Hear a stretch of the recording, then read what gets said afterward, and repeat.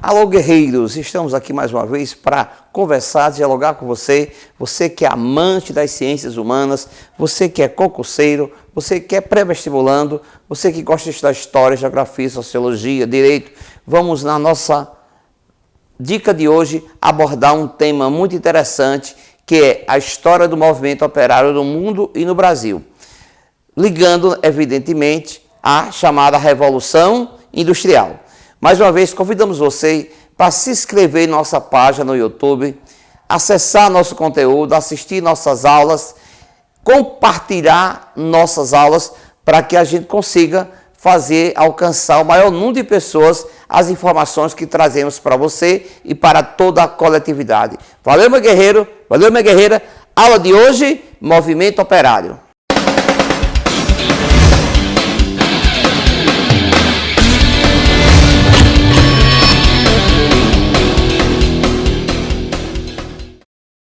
Bom, amigos, movimento operário. Vocês sabem, vocês lembram, vocês já estudaram que a classe operária surgiu com a chamada Revolução Industrial. Mas antes da Revolução Industrial, como a sociedade se organizava para produzir e gerar riqueza? Como fabricava roupa, calçado? Bom, houve um tempo que era a produção artesanal, não é isso? Não havia divisão de trabalho. O artesão era dono da oficina e tudo o que ele produzia, ele vendia diretamente para o consumidor. É uma época em que há uma relação direta entre produtor e consumidor. Tanto é que os artesãos se organizavam nas chamadas corporações de ofício, que era a Associação de Artesãos. Depois, na Idade Moderna, surgiram as manufaturas, onde empresários que tinham muito dinheiro, burgueses, organizavam as manufaturas e aqueles artesãos iam trabalhar nas manufaturas utilizando ferramentas, agulha, faca, facão, alicate. Depois surge a Revolução Industrial. Com a Revolução Industrial, o que aconteceu? As máquinas tomam o espaço que era dos homens. Qual a diferença da manufatura para a indústria? Na indústria, você trabalha com máquinas. Na manufatura, você trabalha com ferramentas. Na indústria, o artesão é substituído pelo operário. Então, o que antes era artesão vira um operador de máquina. Então, se diz que a classe operária surgiu com a Revolução Industrial. Essa classe operária também é chamada de proletariado. Tem a ver com a ideia de que a classe trabalhadora tem muitos filhos, tem uma prole grande. Aí a associação do nome proletariado à classe trabalhadora. A Revolução Industrial fez com que o homem se adaptasse ao ritmo da máquina, como muito bem é demonstrado no filme Tempos Modernos de Charles Chaplin. A Revolução Industrial significou o quê para a gente? Uma ampliação gigantesca na produção de riqueza, na velocidade, na melhoria da produtividade. Mas ao lado dessa indústria crescente, dessa riqueza que se expandia cada vez mais para diversos países, diversos continentes, existia o trabalhador, o operário, que vivia em condições subhumanas de existência. Às vezes trabalhando 16 horas por dia, 14 horas por dia, sem nenhuma proteção para o trabalho infantil, sem nenhuma proteção para o trabalho feminino, sem limitação da jornada de trabalho, sem previdência social. Então, quando a Revolução Industrial surge no século XVIII, surge a questão social. Um monte de gente vivendo na miséria ou então ganhando muito pouco, e não é porque eram desempregados, é porque ganhavam pouco mesmo trabalhando. Então, a questão social no mundo urbano, ela surge como a consequência da Revolução Industrial. Essa classe trabalhadora que é pouco remunerada, que ganha pouco, que vende facilmente seu trabalho, que leva seus filhos menores para a fábrica, que leva sua esposa para a fábrica, vai lutar por direitos. Aí nós temos a questão social. Então, a luta operária é filha de quem? Da Revolução Industrial. Desse mundo novo que surge, fazendo com que o homem tem que se adaptar ao ritmo da máquina. Bom, surge a classe operária, surge a questão social. Qual o primeiro problema existente? Os trabalhadores imaginavam o seguinte: toda vez que surgiu uma nova máquina, mais gente desempregada. Por quê? Porque a indústria ia quebrando as manufaturas. E, emocionalmente, alguns trabalhadores disseram: por que não temos emprego? Aí falaram: a culpa é das máquinas. Se a culpa é das máquinas, então vamos quebrar as máquinas. Então, a primeira manifestação operária foi mais levada pela emoção do que pela razão. Um homem chamado Ned Ludd comanda vários operários e que começam a quebrar as máquinas porque atribui às máquinas a causa do desemprego. Então surgiu o chamado ludismo, que é o que, minha gente? O quebra-quebra das máquinas. Então é um movimento mais emocional do que racional, como demonstra essa figura aqui, retratado no movimento ludista, que é o quebra-quebra das máquinas. Isto resolveu o problema? Não resolveu. Não era quebrando as máquinas que você resolveu o problema. Aí se evoluiu para uma outra visão. Surgiu outro movimento, que é o cartismo. Por que o nome cartismo? Cartismo vem de Carta do Povo. Um dos líderes, William Lovett, ele escreveu uma carta assinada por várias pessoas, coisa que hoje nós chamamos de abaixo-assinado, onde os trabalhadores tanto cobravam direitos trabalhistas, como também direitos políticos. Porque qual era a interpretação do cartismo? Por que não existe lei para proteger os trabalhadores? Resposta: porque não existe no parlamento, que lá era monarquia parlamentarista, representante dos trabalhadores. E por que não há representante dos trabalhadores no parlamento? Porque os trabalhadores não tinham direitos políticos. Aí vem outra pergunta: e por que os trabalhadores não tinham direitos políticos? Porque o voto era censitário. O que é voto censitário? É voto baseado na renda. Para você votar, tem que ter um determinado nível de renda. Na história do Brasil Império, na Constituição de 1824, se estabeleceu o voto censitário. Então a classe trabalhadora faz uma série de reivindicações operárias, trabalhistas, sociais, mas, sobretudo, a classe trabalhadora luta por direitos políticos, para que eles tenham representantes do parlamento. Isso é o cartismo. Veja algumas reivindicações. Sufrágio universal masculino, ou seja, todos os homens poderiam votar, porque o voto antes era o quê? Censitário. Se todos podem votar, os trabalhadores vão poder eleger seus representantes. Voto secreto. Por que isso? Para dar liberdade ao eleitor de escolher em quem votar, já que naquele momento, se você trabalhava para alguém e alguém determinasse em quem você votasse, você não tinha liberdade para escolher. Então a luta pelo voto secreto era uma luta do cartismo. Vamos lembrar na história do Brasil, na República Velha, que o voto não era secreto, o voto era aberto, e foi chamado o voto de cabresto, do curral eleitoral. Então se buscava direito de votar e direito de escolher livremente seus candidatos. Para que você tenha efetiva liberdade de escolha, o voto precisa ser o quê? Secreto. Igualdade de direito entre os eleitores, se buscava isso. Que os trabalhadores estivessem representando o parlamento e que os parlamentares fossem remunerados para poder o trabalhador se dedicar à defesa dos interesses. O cartismo organizou manifestações, as primeiras leis de proteção do trabalho infantil, de proteção do trabalho da mulher, de limitação da jornada de trabalho, tem a ver com o movimento o quê? Cartista. Então o cartismo foi a segunda forma de evolução. Mas chegou o momento que ele se esgotou. Porque a classe operária percebeu o quê? Às vezes eu reivindico e ando muito pouco.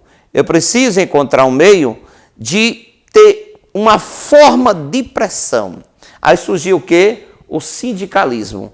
A ideia de que os trabalhadores precisam estar organizados de forma orgânica, estruturada, com legitimidade e representação, para que o sindicato lute pelos direitos dos trabalhadores. Teve muito tempo que a ideia de fazer greve era considerado crime de traição à pátria. Nós temos, por exemplo, trabalhadores enforcados porque organizaram uma greve e foram enforcados por isso. E aí surgiu o dia 1º de maio em homenagem a esses trabalhadores. Nós temos o Dia Internacional da Mulher, 8 de março, em que as operárias lutavam por direitos iguais entre homens e mulheres na remuneração. Toda essa luta, que está na memória da classe trabalhadora, advém da chamada luta operária. O sindicato ainda hoje é o principal instrumento de luta política e operária dos trabalhadores, principalmente operária. Tanto é que a Declaração Universal de Direitos Humanos, o Pacto dos Direitos Civis e Políticos, o Pacto dos Direitos Econômicos, Sociais e Culturais, o Pacto de São José da Costa Rica, que são documentos que constituem os direitos humanos de caráter internacional, eles garantem o direito à sindicalização. Faz parte dos direitos humanos. E a nossa Constituição também garante o direito à sindicalização, exceto para os militares, por conta do princípio da hierarquia e da subordinação. Bom, esses trabalhadores que no início lutavam por melhores condições de trabalho, também fez nascer ideias revolucionárias, que queriam um mundo pós-capitalista, o sonho da igualdade social. Então surgiu a ideia da igualdade. Primeiro, o socialismo. Uma sociedade sem desigualdade, uma sociedade que todos tinham acesso aos bens necessários para a sua manutenção, uma sociedade sem justiça. Saint-Simon, Charles Fourier, Louis Blanc, Robert Owen são teóricos do socialismo utópico, onde se imaginou empresas coletivas, onde os trabalhadores seriam todos donos, todos iriam produzir, e a riqueza produzida seria igualmente distribuída entre todos os trabalhadores. Depois nós tivemos o socialismo científico, que vem de Karl Marx. É uma interpretação dos fenômenos históricos a partir da luta de classes. O socialismo científico, o marxismo, o materialismo histórico, tem uma frase famosa chamada "a luta de classe é o motor da história". Então se imaginou que a classe operária deveria criar consciência do seu papel e se organizar enquanto classe para que os trabalhadores acabassem com as injustiças da desigualdade perpetrada pelo capitalismo. Foi a doutrina que mais influenciou o movimento operário no século XIX e no século XX, o socialismo, que pregava não só as condições de trabalho, mas a tomada do poder pela classe trabalhadora para promover as transformações sociais. Uma outra doutrina que surgiu foi o anarquismo, que seria a negação do Estado. Se pregava uma sociedade sem Estado, sem propriedade e sem desigualdade. Aí a frase era: nada é de ninguém, porque tudo é de todo mundo. Um exemplo, Joseph Proudhon e Bakunin são teóricos do anarquismo. Bom, são doutrinas que influenciam ao longo da história o movimento operário. No Brasil, o movimento operário tem muita influência na República Velha dos imigrantes europeus. Durante a República Velha, a indústria começou a dar alguns passos ainda lentos. E os industriais brasileiros, quando iam contratar operários, preferiam contratar imigrantes europeus, porque eles eram mais qualificados. E esses imigrantes chegaram muito aqui durante a Primeira Guerra Mundial, justamente fugindo da guerra. Esses imigrantes realmente eram mais qualificados do ponto de vista técnico, mas tinham experiência de luta sindical, de luta operária. Então o movimento operário na República Velha do Brasil tem muita influência do anarquismo, tem muita influência do comunismo. Nós tivemos em 1917 a primeira greve geral do Brasil. O governo chegou até a criar uma lei chamada Lei Adolfo Gordo, que era para expulsar do Brasil os imigrantes que estivessem envolvidos em greves. Depois vem a Era Vargas. O governo passa a tutelar o movimento operário. Vargas, inspirado na doutrina fascista, cria a lei de sindicalização, onde todo sindicato tem que estar afiliado, registrado no Ministério do Trabalho, e ao princípio da unicidade sindical. Cada categoria profissional só tem um sindicato. E depois Vargas foi criando várias leis trabalhistas, a ponto de Vargas ser considerado um governo paternalista. Por quê a visão paternalista? Porque muitas leis foram criadas pelo governo sem que a classe trabalhadora efetivamente tivesse lutado por esses direitos.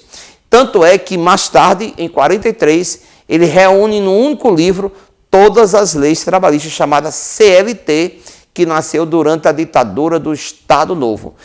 O que é que você tem aí? O Estado regulamentando a relação capital-trabalho. Tanto é que no Brasil, ainda hoje temos, no dia de hoje, apesar das reformas, a justiça do trabalho. Ou seja, quando existe um conflito entre operário e empregador, se resolve onde isso? Na justiça do trabalho. Bom, isso é um pouquinho da leitura. Agora, como é que está o movimento operário nos dias de hoje? O mundo tem passado por muitas transformações tecnológicas. Essas transformações tecnológicas têm um impacto enorme nas relações de trabalho. Começa nos anos 90 com a globalização, a abertura do mercado, intensificação da circulação de pessoas, de dinheiro, de moeda, de bens. Isso gerou fusão de muitas empresas. Essa fusão gera muito desemprego. E a tecnologia tem tomado muitos empregos. A automação tomou conta da produção. À medida que, o que é automação? São programas de computadores que operam máquinas. As máquinas que antes eram operadas pelos trabalhadores, agora são operadas por computadores. A automação retirou o emprego.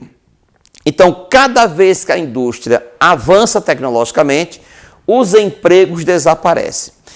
Esse desemprego ele não é consequência de uma crise econômica, mas é consequência de uma mudança na estrutura produtiva. E aí esse desemprego é chamado desemprego estrutural. Muitas profissões estão desaparecendo, novas profissões estão surgindo. Mas, na verdade, o emprego formal de carteira assinada está gradualmente desaparecendo. Nós temos cada dia mais um mundo mais evoluído, mais uma precarização das relações de trabalho, porque o trabalho tem ganhado menos, tem tido menos medidas protetivas, o Estado tem se afastado mais, tem deixado de ser regulador e o capitalismo está ficando cada vez mais selvagem. Então, essa história do movimento operário coloca um ponto em interrogação.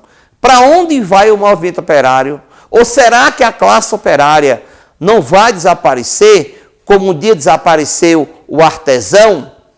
Esses são desafios para aqueles que lutam, que trabalham, que lutam por uma remuneração justa, porque o mundo que está à nossa frente é um mundo que, em 2 ou 3 décadas, centenas de profissões vão desaparecer.